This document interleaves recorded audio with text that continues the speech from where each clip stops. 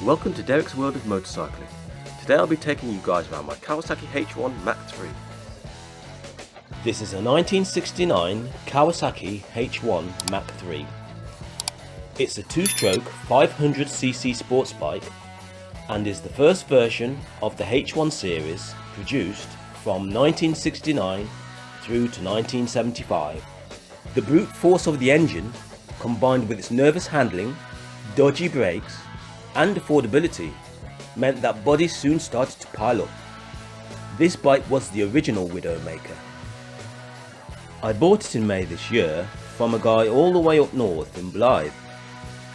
I went there intending to use my best poker face in the hope of haggling a good deal. But on seeing the bike in the flesh, I shot myself in the foot when I blurted out, "Oh, it's much nicer than it looked in the advert." Actually, the bike wasn't my first choice. I was looking for a H1 to restore and found this 1970 model at DK Motorcycles in Stoke. But the £6,000 showroom price was far too high, considering that it needed a complete overhaul. It eventually sold on eBay for $5,400, far too rich for me. My bike has been restored, not by the seller, but by the owner before him. It appears that his aim was to keep the bike as close to factory spec as possible. Many of the replacement parts were sourced from new old stock. The only deviation to this philosophy is the engine. The cylinders are 0.5mm oversized and the OEM pistons replaced with Wasner items. The cylinder heads are modified KH500 heads. The pre-ride check of the bike revealed issues stemming from poor maintenance. The cylinder 1 spark plug was only finger tight. The oil drain plug had not been fully tightened. The steering stem lock nut was loose. The fuel pipes were cracked and perished. Other issues came to light following the shakedown runs.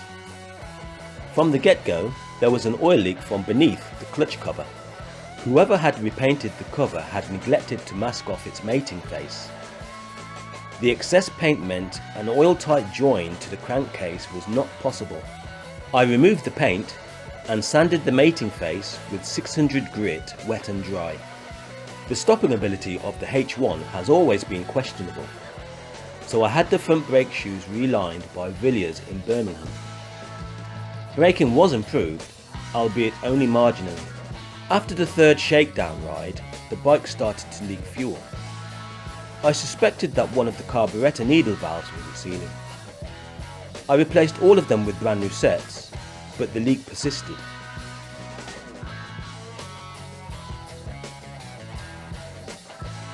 I also replaced the carb gaskets. I took a leaf out of Alan Millard's book and made my own.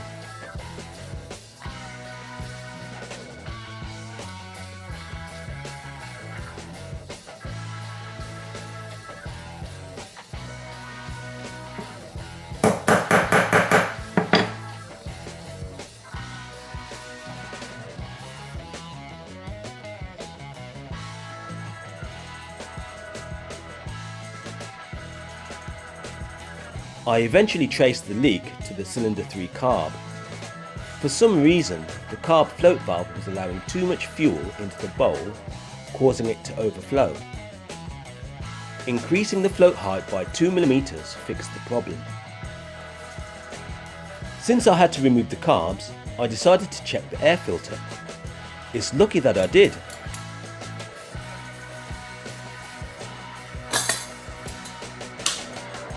Look at the state of it. It could be the original one from when the bike was new. I ordered a pattern replacement from Z-Power, but it didn't fit. They quickly exchanged it though.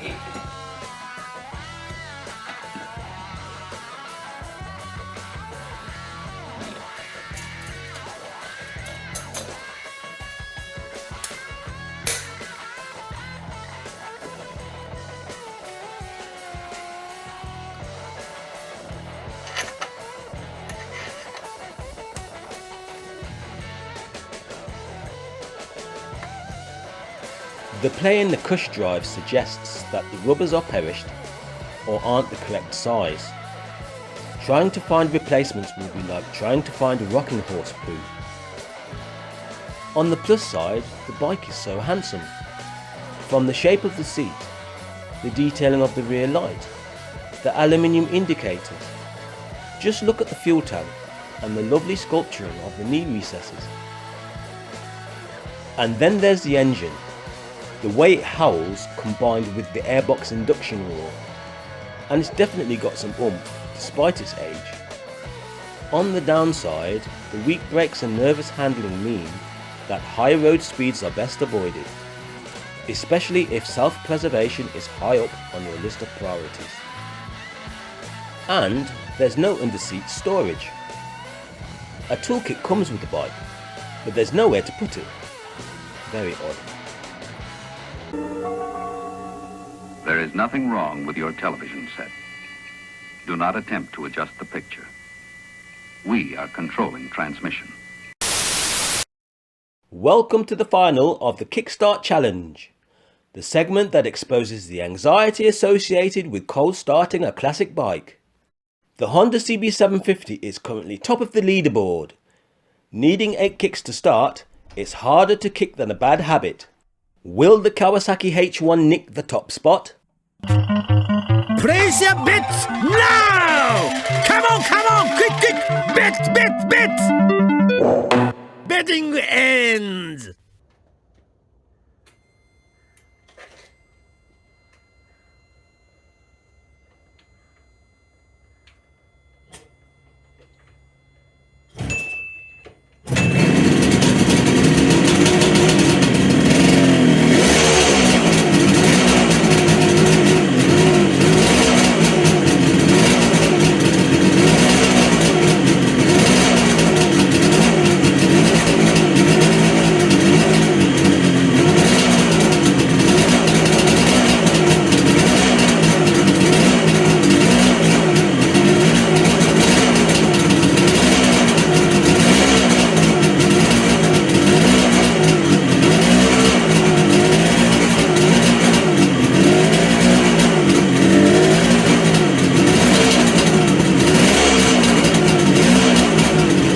The H1 finds itself joint third on the leaderboard, needing only 2 kicks to start.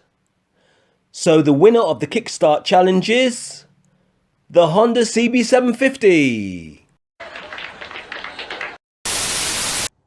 I hope you enjoyed the video. Don't forget to like and subscribe. Thanks for watching.